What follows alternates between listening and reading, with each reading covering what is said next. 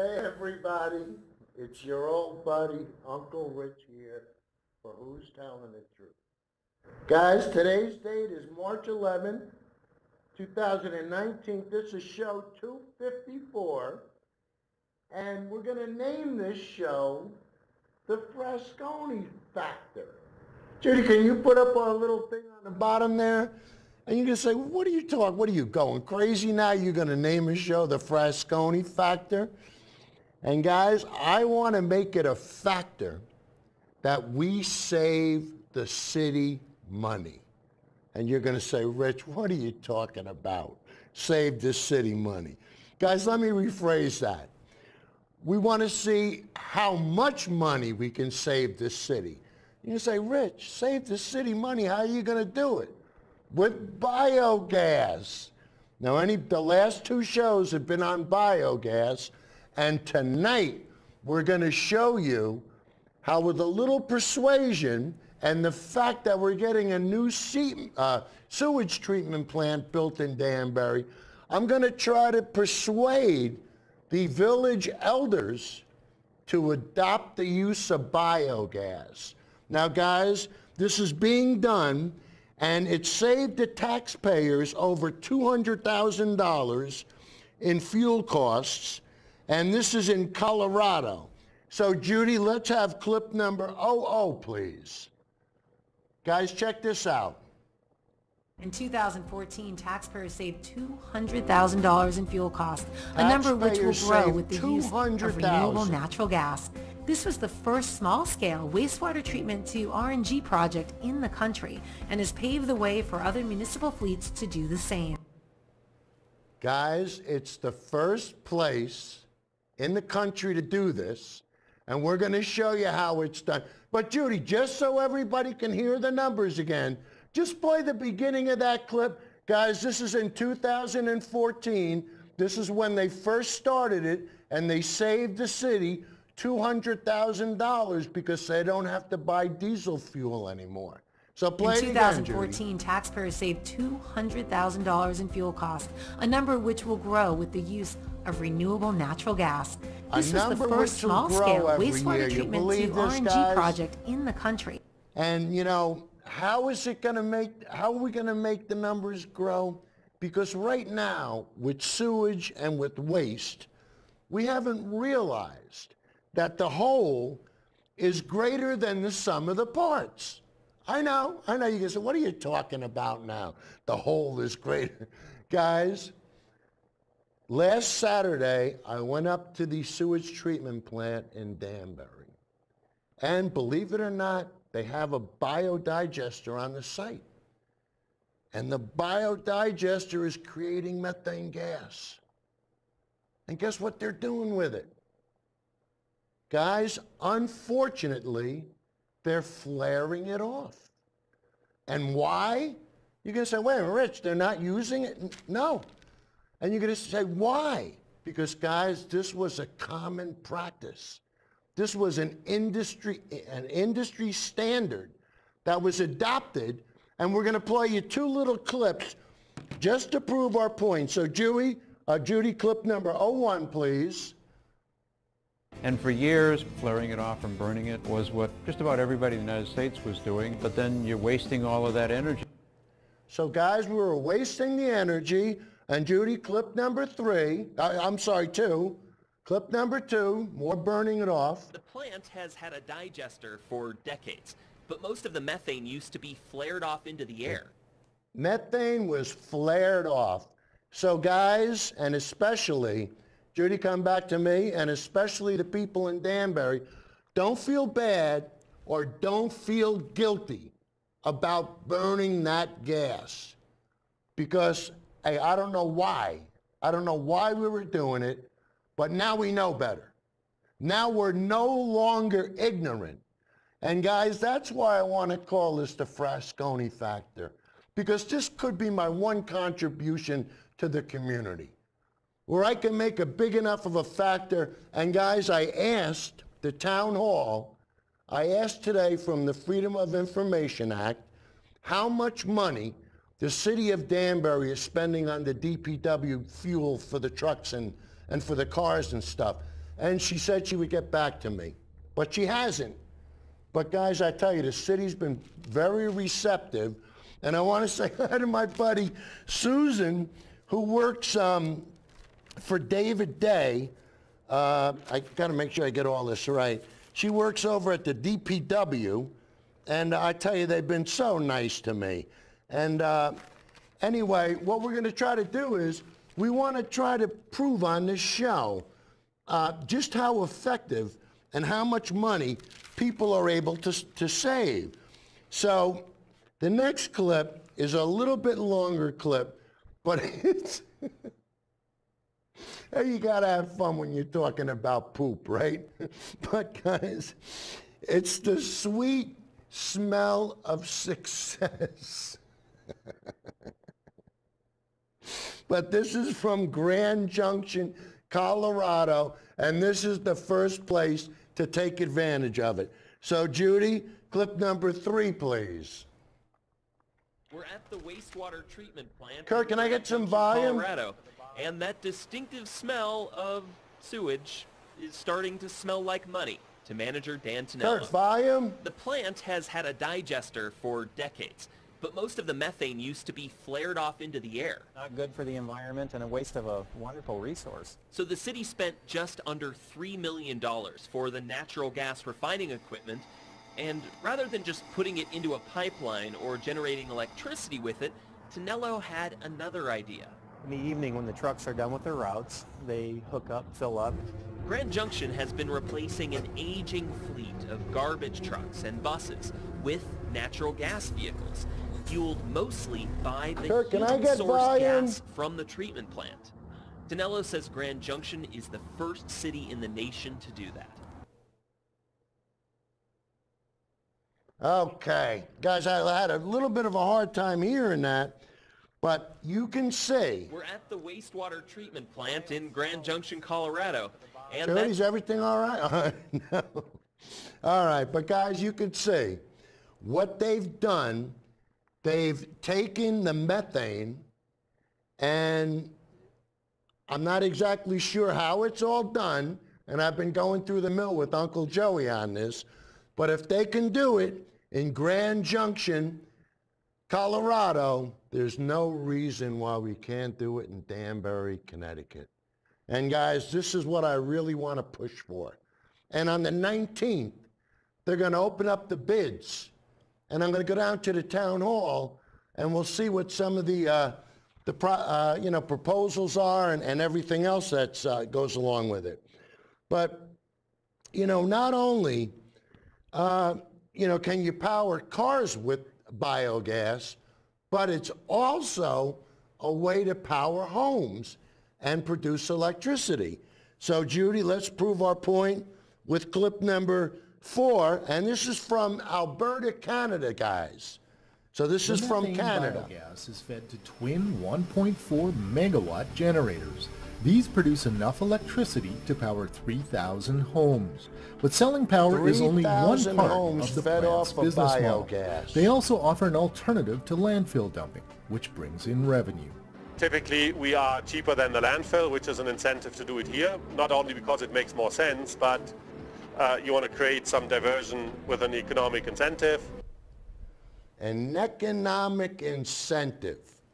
Guys, hopefully, if this is as good as I think it is, we might be able to pay people to give us their garbage. Can you imagine the city of Danbury being the first city in the country to give tax incentives for people to make sure that they put all their recyclables so that this way everything goes right to the digester? Could you imagine that, guys? I mean, we'd set a precedent through the whole country. But, not only can you power houses, but guys, I see jobs. I see people. We need people to go around to the schools, to the different restaurants, collect this stuff. And then we need people to sit over the biodigester and watch everything happen. So Judy, let's prove. Now this is from, guys, this is from Australia. So now we've shown Canada, Australia, the United States. Now you're starting to see. We're going to show you one other clip later from England. And when you see this guy in the biodigester, and when it's bigger than the studio, it's amazing. I mean, how much poop can you put in there? But anyway, so guys, the next clip, just take a look at it. I see jobs in a different way of life. But guys, this was done I think in 2015. So you could see we're behind the curve. But you know what? We'll catch up soon. So Judy, number 5, please. Woolworths is committed to achieving the best sustainability outcomes in everything that we do. One of those targets includes zero organic food waste to landfill by 2015 where feasible. We're taking significant steps to reduce our organic food waste in stores. Look at that, guys. This is why our long-term partnership with Earth Power was initiated. That's the stuff that... We needed to find a service provider that could offer the best resource outcomes for our organic food waste. Everything. As well as delivering a solution that was seamless within our store operation. All those fresh vegetables that aren't so fresh anymore, tons of organic food waste, not fit for human consumption, was delivered to the Earth Power community facility from approximately 70 stores. This generated over 1,500 megawatt hours of green electricity and fertiliser that helps grow more food. Now, you know, guys, we've been saying that using gas to benefit just the city. But guys, what we can do is, if we generate enough of it, we could push it out into the grid. We could even sell it, and we could make money for the city doing that. And it's not much of a conversion, but I mean, hey, the city's about to spend a lot of money on doing this sewage treatment plant. So if we're going to do it, let's do it the right way. And guys, like I said early in the show, 3 weeks ago, I didn't know what biogas was. Now my world has changed completely. And so let's keep going on with the, now Amorosa is a company that will put your gas into the grid, the gas grid. So Judy, let's have clip number 6, please. Digester gas is the product of decomposition of biosolids and sludge and human waste and a little bit of industrial waste. And for years, flaring it off and burning it was what just about everybody in the United States was doing, but then you're wasting all of that energy. We wanted to find a beneficial use of the gas that's produced in our wastewater treatment process. That was a difficult project in that it's the first of its type here in the U.S. We had a large amount of interest from many firms, but when the day of reckoning came, Ameresco was the only firm to provide an actual proposal for the project. So guys, it was the one company that gave them a proposal. And I'm sure their fortunes have been really set straight with that. But the next clip we're going to show you is another success story. And this is Adam Klaas. I think I pronounced his name right. And he's from Unison Solutions. Now, this is the company that set everything up in Grand Junction, Colorado. So they're responsible for working this all out. And this is one of the salesmen or the marketing manager, I don't know who, but let's listen to what he had to say. So Judy, number 7, please. Would you like to talk about success story, a specific project that you are proud of?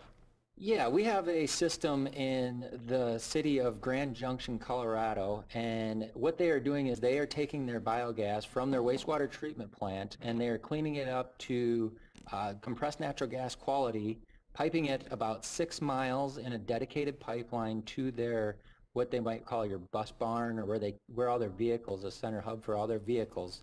And they are progressive in the compressed natural gas market, forward thinking, that they switch their vehicles over to compressed natural gas, such as their refuse haulers, their buses, street sweepers, and then the typical municipal vehicles that they have. And so there they fuel all their vehicles off their digester gas. So it's a very forward-thinking city in that aspect. So very proud of that. It's a very good very good enough project. Forward thinking, and they were the first. And guys, the next clip is going to be the celebration of the fact that they completed what they committed themselves to. They set a precedent for the rest of the country, and they set a model for everybody to follow. And I actually called them today, and I spoke with them.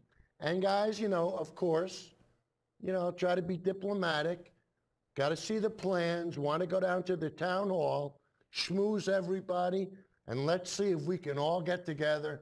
Hey, if we can put money back in the taxpayers' coffers, you know, can you imagine?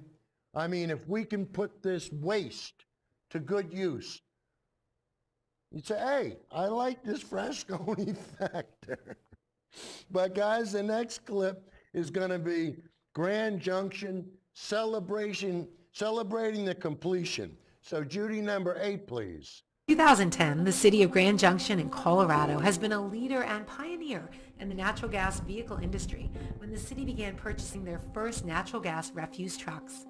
The city has since incorporated 37 NGVs into their fleet of 640 vehicles across transit, shuttle, snowplow, and other municipal applications. In addition to building one of the first government natural gas fleets in the state, Grand Junction also installed its own public fueling station to make natural gas fuel available to the surrounding community to encourage others in converting their fleets or personal vehicles to the cleaner burning fuel.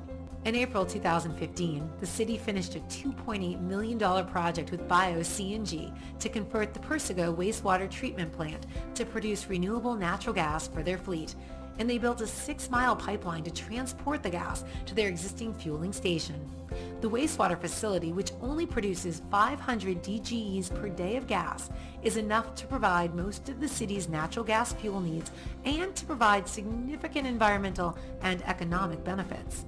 The facility is expected to displace 146,000 gallons of petroleum fuels and reduce carbon emissions by 3,658,600 pounds per year.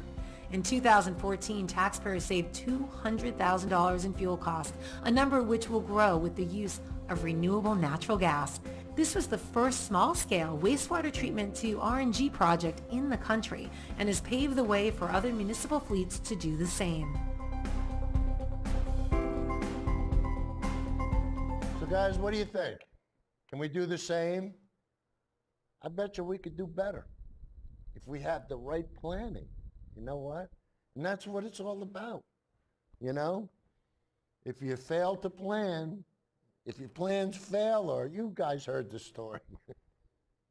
But now, we're going to go to the longer versions of our clips. So for those new to the show, what we do in the beginning, we show the shorter versions of the clips, you know, just so that we can entice you to come back later on and watch the full versions. So if there was a clip that particularly tickled your fancy, you know, when you're on YouTube watching the show, you can just fast forward to it. So here we go with the waste to watts, and this is what really brought me to the table. Shouldn't have said that. But Judy, we're going to play clip number 13, and guys, when you see how beneficial poop can be, you'll understand why I'm doing this show. So Judy, 13, please. There is another source of biogas sitting right under our noses. This is what 8 million gallons of sewage a day looks like. Yes, human waste can also be turned into power. We're at the wastewater treatment plant in Grand Junction, Colorado, and that distinctive smell of sewage is starting to smell like money to manager Dan Tonello. Smells like money. The plant has had a digester for decades, but most of the methane used to be flared off into the air. Not good for the environment and a waste of a wonderful resource. So the city spent just under $3 million for the natural gas refining equipment, and rather than just putting it into a pipeline or generating electricity with it, Tonello had another idea. In the evening when the trucks are done with their routes, they hook up, fill up. Grand Junction has been replacing an aging fleet of garbage trucks and buses with natural gas vehicles, fueled mostly by the human-sourced gas from the treatment plant. Tonello says Grand Junction is the first city in the nation to do that. We're looking at hundreds of thousands of dollars a year being saved by implementing this process. That's a model for small wastewater treatment plants anywhere in the country. Joanna Underwood works with Energy Vision, an environmental group which promotes the use of this renewable natural gas. She says using biogas to run a fleet of vehicles is the most efficient way to use a digester. Every time you convert a bus fleet or a refuse truck fleet or a produce delivery fleet to renewable natural gas, you've had a huge impact. Because more often than not, those natural gas vehicles are replacing older, more polluting diesel trucks. Underwood says if all the organic waste in the country were gathered from dairies, food producers, and sewage plants, current technologies could produce enough natural gas to replace about half of the diesel fuel used in the U.S. transportation sector. Half the diesel and wastewater fuel, treatment guys. plants could provide as much as 12% of the nation's electricity, turning waste into a serious powerhouse. For the PBS NewsHour, I'm Dan Boyce reporting from Grand Junction, Colorado. Guys, now isn't that the type of city, you know, where you say, hey, you know what my city does? Hey, no, tell us. Hey, we make power out of poop and we save ourselves a lot of money. And guys, there's another success story, and this doesn't have to be done with biogas, so to think there's different ways to do it. And I just want to show you other DPUs, and this one I think is in Louisiana. And guys, they just drilled holes into the dump and they captured the methane gas that way. And they fuel the trucks right from the dump. I'm not kidding you. So we'll show you so you'll believe me. So Judy, clip number 13A, please.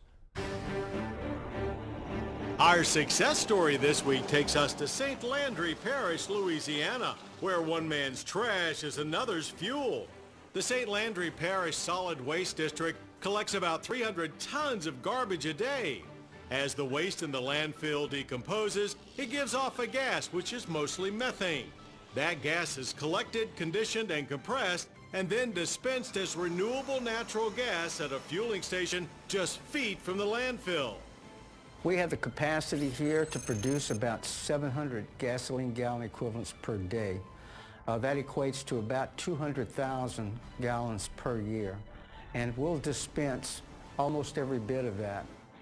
About 30 vehicles in the parish run on this biogas, including refuse trucks and law enforcement vehicles. While they're the only renewable natural gas vehicle fuel source in the state, with help from organizations like Louisiana Clean Fuels, they won't be the last. So guys, you could see, I mean, you don't have to get fancy schmancy and spend millions of dollars. You can put the stuff right by the dump. But, you know, because we're going to go through the expense of upgrading the sewage treatment plant, let's do it the right way. And guys, you know, part of it was just, you know, the ignorance of the idea of burning the gas off. You know, that made sense for a while. It doesn't make sense anymore. I tell you. Now, the next clip is going to be from Alberta, Canada. And guys, these guys did such a beautiful job. You're going to, we're going to go through the whole thing. And I tell you, you're really going to appreciate what a good digester can do. So Judy, number 14, please. Hi, David Dodge here for Green Energy Futures. This week we take you to the Lethbridge Biogas Power Plant. It's an anaerobic digestion facility, one of only 3 in Alberta, and the biggest of its kind in the province. My name is Stefan Michalski. I'm the Director of Operations here at Lethbridge Biogas Limited Partnership. I came here 12 years ago from Germany Germany is always the prime example when we talk about these things. As of today, there's more than 8,000 plants in Germany alone, and they are typically, in a lot of cases, also attached to a farm, guys. Where we see a lot of opportunity, especially in Alberta too, because we have a lot of agricultural operations. So it is a proven technology. It works even in Canadian climate, which we have a lot of skeptics always asking about. And it has been around for decades in Europe. Essentially, the digesters are giant stomachs that capture the methane from decaying cow manure and organic matter in their dome tops. To feed the digesters, manure is trucked into the facility, but that's not all. Aren't they? They also receive food waste from grocery stores, restaurants, and food processors, which is dumped into a holding tank and then mixed with the cow manure in one of 3 giant 3.9 million liter digesters. Manure, from a process perspective, is a very valuable input material because it carries the form of bacteria you need, but from an energy perspective, it is actually very low in energy. So if you can balance that out and add organics that are higher per se in energy content, you can create an ideal mix for this process with actually a higher output that simply manure could deliver. So the things we bring in range from hog and dairy manure, poultry manure, beef manure. Then we come to the agri-food processing side, residues from potato processing, vegetable processing, sludges from hog and poultry processing. We have a program in place with a local hauling company that delivers the organics from supermarkets. What gets thrown out because it's stall dated, doesn't look good, can't be sold. After receiving, raw materials are pumped into the digesters where the mixture is kept at a constant 39 degrees Celsius using heat waste from the generators. From this point, the process is largely automated. Michalski and his crew control it from the facility, but they can also control almost everything from a tablet or phone. Biogas produces base load electricity and pairs very well with solar and wind power. The nature of the biological process is that it produces constantly. So behind us here we see these digesters, we see the roofs of these digesters that can only capture and store a little bit of gas. So what that means is we are running 24/7, the engines are running 24/7, the power gets produced 24/7. So we are what is called in the power world base load. We deliver power around the clock. Solar doesn't do a lot at night, wind doesn't do a lot when the wind doesn't blow. So we are in a little different category as far as that is concerned. Guys, like the guy that owned the pig farm, he said we use about 1,000 gallons of the slop every day. And the pigs are happy to replace it. And guys, that's, when you get something like this, this is renewable. Let's be honest with each other. The sun doesn't shine all the time and the wind doesn't blow all the time. But cows poop all the time. All right, so anyway, holy mackerel, I forgot. Oh, okay, so we're in Alberta, and now we're going to go back to Alberta, and this is part 2, and I believe this is where he shows how much electricity can be made. So, Judy, number 14A. The methane biogas is fed to twin 1.4 megawatt generators. These produce enough electricity to power 3,000 homes. But selling power is only one part of the plant's business model. They also offer an alternative to landfill dumping, which brings in revenue. Typically, we are cheaper than the landfill, which is an incentive to do it here, not only because it makes more sense, but you want to create some diversion with an economic incentive. The third piece of the puzzle that is becoming of growing importance is because we are renewable, because we are an emission-free power producer, Alberta has a offset system where these offsets can be traded with the large emitters. Lethbridge Biogas gets revenue from electricity sales, tipping fees, and by selling carbon credits. Michalski hopes that with Alberta's recently announced carbon tax, biogas will generate more revenue through selling greenhouse gas emission credits.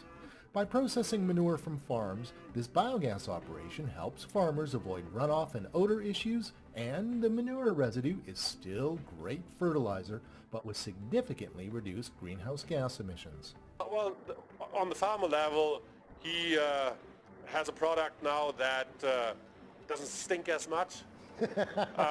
He has a product now that's better balanced, that has a better nutrient, phosphor, nitrogen ratio, and stuff like that. So for him, he can deal with it the same way he dealt with the manure before. The way we do it here, at the moment, it doesn't cost him anything. So we take the manure and we bring the other product back. So for him, it's almost a no-brainer because he has to do nothing. It's a no-brainer. Biogas turns methane into carbon dioxide emissions, which is great from an environmental standpoint. Methane is 25 times more potent than CO2 as a greenhouse gas. 25 times sees a more big potent future than for CO2. biogas in Alberta. Well, we need a place for bioenergy and biogas in particular, a strategic piece in the plan how this industry will grow. We need some regulatory mechanism, we need some incentives to get there. And first and foremost, we need a strategy, because what we heard so far is largely targeted again towards wind and solar. We provide added benefits. We need recognition of those benefits. And we are in the process with a larger group of discussing that with the government so that we get it right and biogas becomes part of the picture. Bukowski says there's room for more than 200 biogas plants in Alberta. Time will tell how many of those become a reality. That's it for our look at the largest biogas plant in Alberta. Learn more by checking out our blog, photo gallery, and podcast at greenenergyfutures.ca. If you like this video, please subscribe to our channel and check out our other videos. For Green Energy Future. And guys, that's what we want to do. Get it right. Let's not let this opportunity pass us by. If we're going to build this thing, let's build it so we benefit from it. I mean, really, you know, we've got something that's renewable, it's emissions free, and as a fertilizer, there's no smell. So like the guy says, the farmers bring us the poop and we give them back fertilizer. It's a perfect deal. But the next clip we're going to show you is Australia. And this is their first biogas plant. So they were started a little bit earlier, but guys, you could see this has all been happening within the last 5 years. And hopefully, you know, by exposing it to you on this show, you'll be able, you know, you'll call Mayor Bowden and say, hey, I saw Uncle Rich. And who's telling the truth? And he's got some dynamite ideas. Why don't we take advantage of it and see how much money we can save the city? So anyway, Judy, let's have some fun. Let's go to Australia with their first biogas plant. Number 15, please.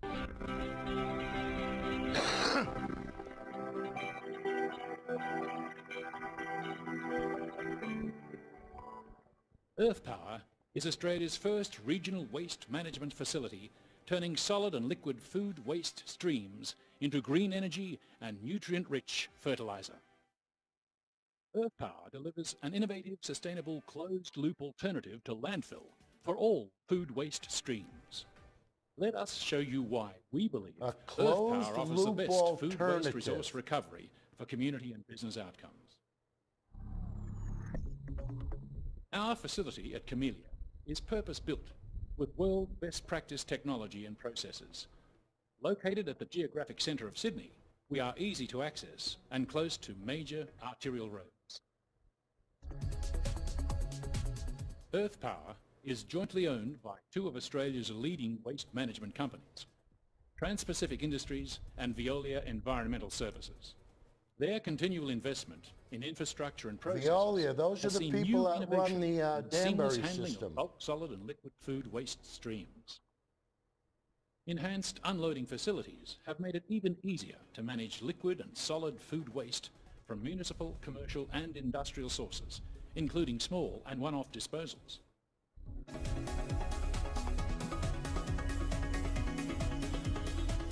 We accept a variety of liquid food waste, including semi-liquid sludges and grease trap. Raw, cooked, processed or packaged food waste. The fresher the food, the maximum yield for biogas production. After unloading, the solid waste is pulped and then fed with the liquid streams to our bugs in the digester tanks. In an anaerobic process, they turn the food waste streams into biogas and nutrient-rich fertilizer. Our bugs are special. They will eat any kind of food waste. They quickly break down the material, creating biogas and sludge. To keep our bugs happy and productive, we need to feed them the right foodstuffs. Just like us, they find plastic, metal, wood and glass in digestible. No plastic, metal, wood, they or are glass. happy, productive bugs when eating the right food waste. Everything they else like working hard. is good. Help them to help you. When the bugs have finished eating, the thick sludge left over is processed into fertilizer pellets. The pellets are very rich in nutrients and can be used on farms. Guys, they say it makes excellent fertilizer. Or even your garden at home.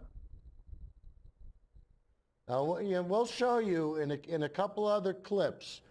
They say, and the home biodigester makes liquid fertilizer. They say it's beyond reproach. And also I looked up liquid fertilizers from Home Depot.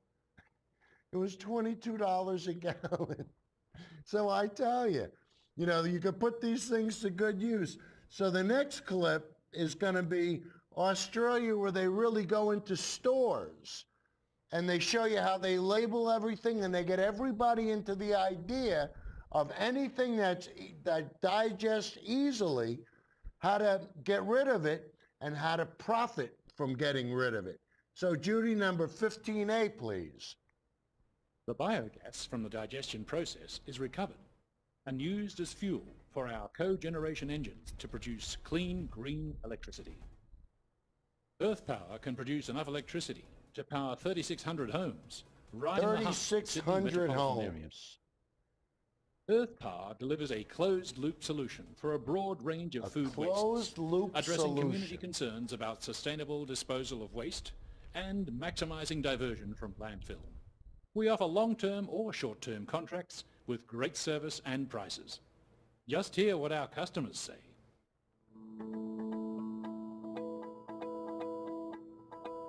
Sydney Markets is recognised internationally for its world-class community markets. We are dedicated to a sustainable future and recycle over 65% of the 20,000 tonnes of waste generated. We have a designated on-site Greenpoint recycling facility and take sustainability seriously. As 50% of our waste is organic, we want to get the full resource recovery, not just landfill. Over the last 3 years, we have sent Earth Power over 9,000 tonnes of organic waste, so they can process our waste into green electricity and fertiliser instead of simply composting or landfill. Earth Power are great people to work with. They are professional and efficient and have assisted Sydney Markets Limited to achieve our sustainability goals and look forward to the future. Woolworths is committed to achieving the best sustainability outcomes in everything that we do. One of those targets includes zero organic food waste to landfill by 2015 where feasible. We've taken significant steps to reduce our organic food waste in stores. This is why our long-term partnership with Earth Power was initiated. We needed to find a service provider that could offer the best resource outcomes for our organic food waste, as well as delivering a solution that was seamless within our store operations. In 2012, over 5,000 tonnes of organic food waste, not fit for human consumption, was delivered to the Earth Power community facility from approximately 70 stores. This generated over 1,500 megawatt hours of green electricity and fertiliser that helps grow more food.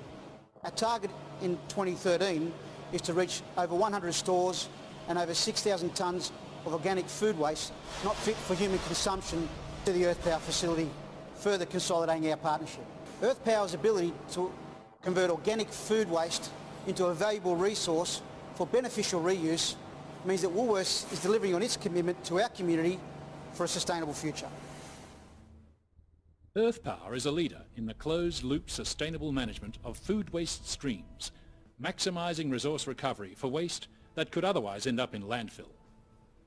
If you would like to compare your current food waste disposal options with our solution, call us today to arrange a site visit or quote and join our clients in the Earth Power story.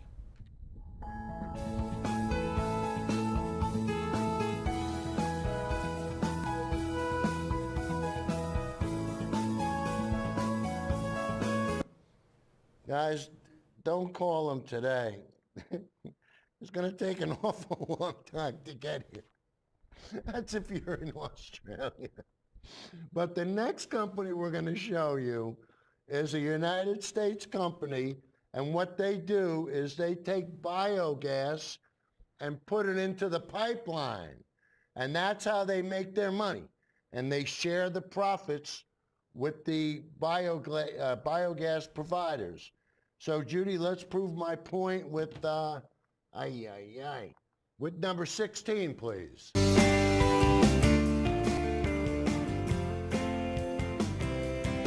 San Antonio, Texas, huh?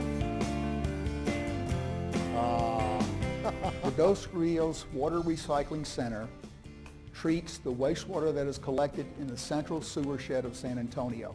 In this process, approximately 1 million to 1.5 million cubic feet of methane gas is produced a day. Now this methane gas is transferred to the Amoresco processing facility and then transferred into the pipeline for retail sale. Digester gas is the product of decomposition of biosolids and sludge and human waste and a little bit of industrial waste. And for years, flaring it off and burning it was what just about everybody in the United States was doing, but then you're wasting all of that energy. We wanted to find a beneficial use of the gas that's produced in our wastewater treatment process. That was a difficult project in that it's the first of its type here in the U.S. We had a large amount of interest from many firms, but when the day of reckoning came, Amoresco was the only firm to provide an actual proposal for the project. Instead of the gas going to a flare, Amoresco takes title of it at a delivery point, and from that point forward we process the fuel and inject it into the enterprise pipeline, where a third-party buyer purchases the gas in the open market. This is more complicated than a lot of the projects we've done in the past. Pipeline quality gas has to be 99.9% pure. SAWS invested about $1 million in pipelines and structures to bring the gas to the area here on the Amoresco facility. Amoresco invested about $7 million in the infrastructure that you can see behind me to make this system work. We're able to take a waste gas and remove the impurities and create a green renewable energy source that can be used throughout the country. For SAWS, the impacts are twofold. We're actually improving the air quality for the neighbors around the wastewater treatment plant, and of course then for the larger region around San Antonio. And two, they pay us about 12% of the royalties that they get from the sale of the gas. That wasn't a requirement for our project, but it certainly was nice to have something that actually provided something back to the ratepayers of San Antonio. Not a lot of people could do this. You have to have experience, qualifications. You have to have a good engineering team and good contractors. A project like this is hiring our local subcontractors to build the project. We hired a local operator who lives in the community to run the project that was qualified. Amoresco always worked as a team with us. Anytime we had any problems, they answered our questions right away, and just a very fair company to work with, which is nice in today's economy. Amoresco does the marketing of this gas for us. It's something that we did not want to do. Amoresco has the expertise for cleaning the gas and compressing the gas, something that we did not want to do. So we saw it as a perfect partnership between a private industry and a public utility to bring this together so that really the ratepayers in the community all through San Antonio see this benefit. With the SAWS Amoresco partnership, the word's getting out and it's spreading rapidly that such partnerships are possible, they're positive, they're win-win for both parties, and they're environmentally sound.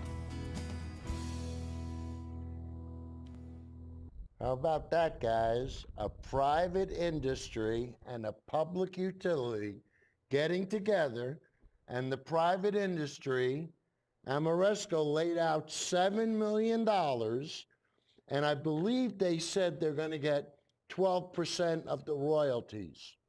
Hey, sounds like a deal to me. You know, they put up the money, now they're entitled to their VIG, and they get it, and they keep getting it. Hey, this is the way it's supposed to work. But you'll notice that the lion's share is going to the town of San Antonio. And guys, now we're going to show you a clip from England. And England only has 400 biodigesters as of this video. But guys, I wanted you to just get the feel of how big the tank is. So Judy, let's prove my point with clip number 17, please. Wind and solar farms are a common sight in this region, but there's another form of renewable energy which is growing every year. Anaerobic digestion turns food and farm waste and some crops into power. On the edge of the fens, they're turning pig waste into biogas. It's thought to be the first facility of its size in the country. This grey dome on a farm near Methwold is turning this steaming stuff into heat for our homes. Andy Soane's pigs generate 17,000 tonnes of muck a year, and that generates methane, a greenhouse gas which will soon be harnessed by this plant. What's in it for you, Andy? In it for me is I'll get the muck taken away quicker, and also I'll get some cheaper electricity back from the plant as well. The teeth just break it up and get it into a homogeneous state. John Scott Kerr shows me how the pig muck will be transferred from this hopper into 3 massive silos.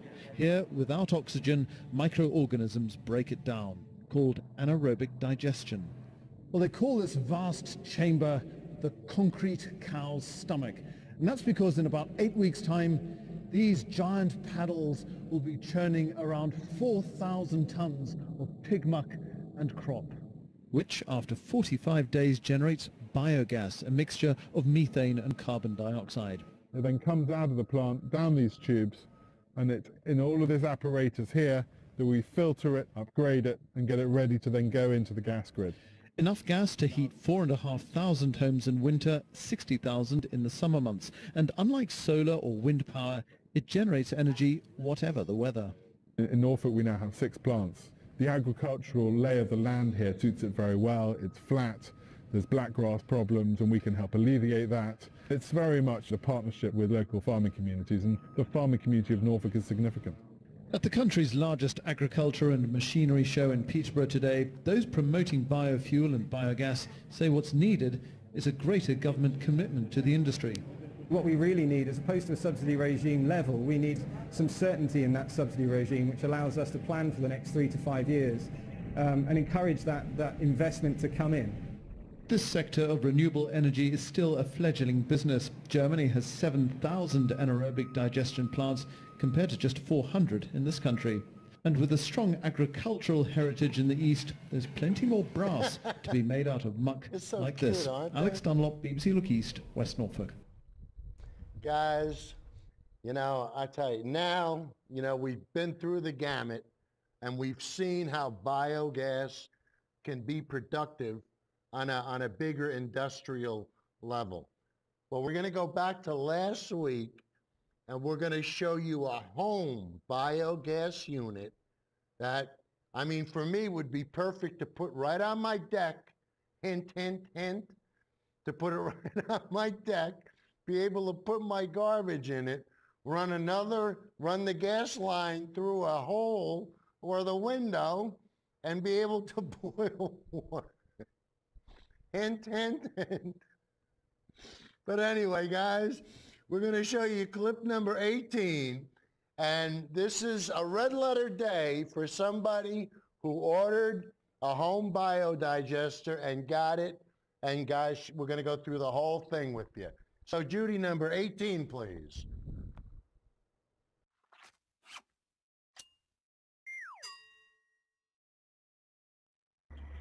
Hey garden nerds! today is kind of a red letter day. Not kind of, it is a red letter day because I have behind me a giant gas bag. And I'm so excited about this, I can't even tell you. I've been waiting a long time to share this with you. Now, what this is a home biogas digester. It takes food waste and animal manures and turns it into gas you can cook with or light a lamp with. And so since we live in earthquake territory where it's, you know, very, very possible that we will end up off-grid for 6 months minimum when the big one hits the fault line, we wanted to make sure that we're as close to off-grid as possible, even though we live in the middle of Los Angeles. So being able to cook without natural gas or petroleum derivatives is really important to me, and the first step in doing that was getting the home biogas digester. Now, I'm not being paid to tell you about this. I bought it. I got in on a Kickstarter, and my husband was a little freaked out when he saw that it's oh so attractive because it's a giant gas bag, and it takes up about 9 feet wide and 9 feet long, 6 feet wide, so you do have to have space for it, and it has to be in full sun because that's part of the process. Heat helps build the gas. So we fed this, first of all, we filled up the tank. This is the water tank down at the bottom. And instead of filling it with virgin pure water, we actually emptied our hot tub, which is 320-ish gallons, and it filled this whole thing up completely, no waste. So this is recycled water that's in here. We waited a few days to get the chlorine out of it, so there's no bacteria-killing chemicals in there at all. And then we attach this biogas bag on top, and there are sandbags, 48 sandbags that I filled with my own 2 hands, took about an hour, that go into these pockets in the green section up here. And then you feed it with horse manure or cow manure or pure manure that has to be fresh, like no more than 2 to 3 days old. So we did it wrong the first time and waited, and nothing happened, and we thought we might have had a leak, but we were communicating very well with the home biogas folks in Tel Aviv, Israel, by the way. They're in Israel, so we're communicating, you know, in different time zones overnight. And we finally figured out that the manure that we used was just too old and had too much bedding in it. So we called up a friend who had a horse, who's very clean about the way that she poops, and we put a fresh batch of manure in here, and within a week this thing is almost completely full. So today we hooked up the tube, which we have running along the back here just for testing. We're going to actually permanently install this. But here's how this works, just real quick so I can show you. You come over here, and this is where you feed. This is the mouth of the digester, and you put your food scraps in here, or your chicken manure, or your horse manure, or your cow manure, or goat manure, or rabbit manure, whatever, or your dog and cat manure, because you know how you can't compost most cat and dog feces because of the pathogen issue. You can put it in the biodigester. So this is the coolest thing, because I've been wondering what to do with all the cat poop, besides throwing it in the landfill in a plastic bag that never breaks down, right? So you feed it into here, you mix it with some water, make a slurry, pour it in, and then it goes into here, and the gas comes out the back end, and we're running it to a tube, and then we're going to actually boil our first kettle of water right now. So guys, you get the idea. You put the food stuff in.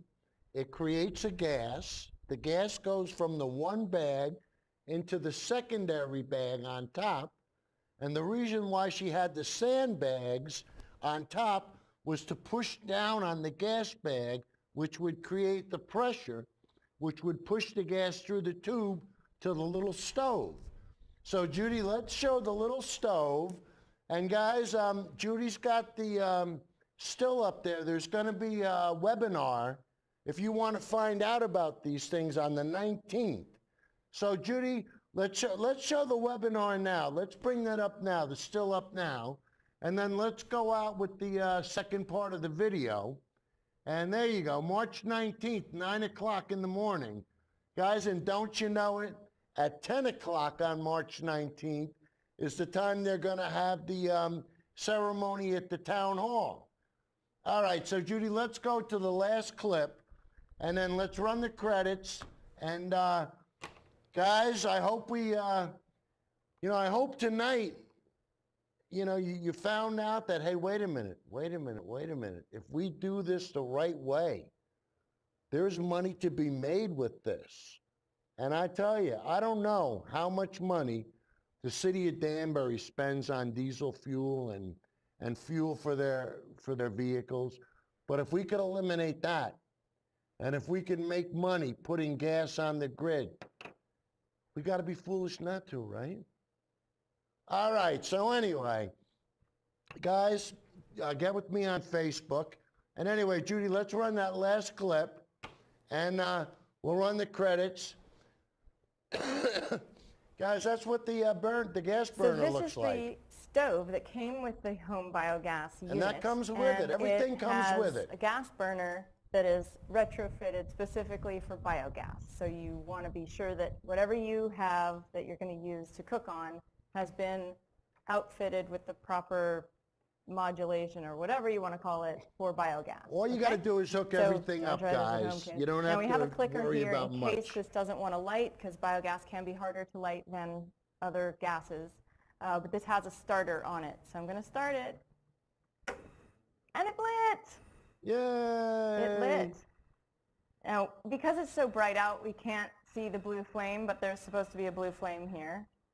I see flame. Guys, I want to thank Judy. And we're just going I want to thank Kurt. See what happens. I want to thank Candy. We're probably going to have to get some kind of a wind. I want to thank Marco at Martino's Pizza. He hooked us up again. Doing, you know, and blowing guys, out. Hopefully, you know, the thing that's so cool in the about future, this biogas biogas digester will is be when a the bag commonly is full, used you term, get 3 hours of and cooking we won't be using fuel the per common day. practice so that's an hour of for breakfast, an flaring hour for gas lunch, an hour off for dinner and wasting it cook that anymore. much. So we're just going to boil this little kettle of tea for some tea and see what happens. Well, let's see what happens. It's like watching a kettle boil, right? It's like watching a kettle boil. Did it work? See, there's steam coming out of our tea kettle. This is so exciting. Another success story. Listen. Hey, my daughter can sterilize her baby bottles on one of those things. 1.5 minutes to blackout. Well, that's the most exciting thing that's happened all day. We're cooking with biogas. So the whole point of this is to be as self-reliant as possible. And I know this costs money, and yes, you can go out and build your own biodigester from scratch if you want to. These guys have just made it easy. And they have this new piece, this new component, an add-on to the biogas digester, which is a composting toilet. So you could actually, you know, build out an outhouse and have human manure fueling your biogas, and then you're cooking with human poop, which I know it sounds gross, but honestly, it's the most awesome and ultimate recycling there is. If you like this video, share it with your friends, and don't forget to subscribe and click the little notification bell that lets you know the next time we have an awesome video like this that comes online. Happy gardening. Coming back to you, Rich. Okay. Guys, it almost sounds too good to be true, doesn't it? I mean, to think that that could be possible for you to be able to do that at your own house.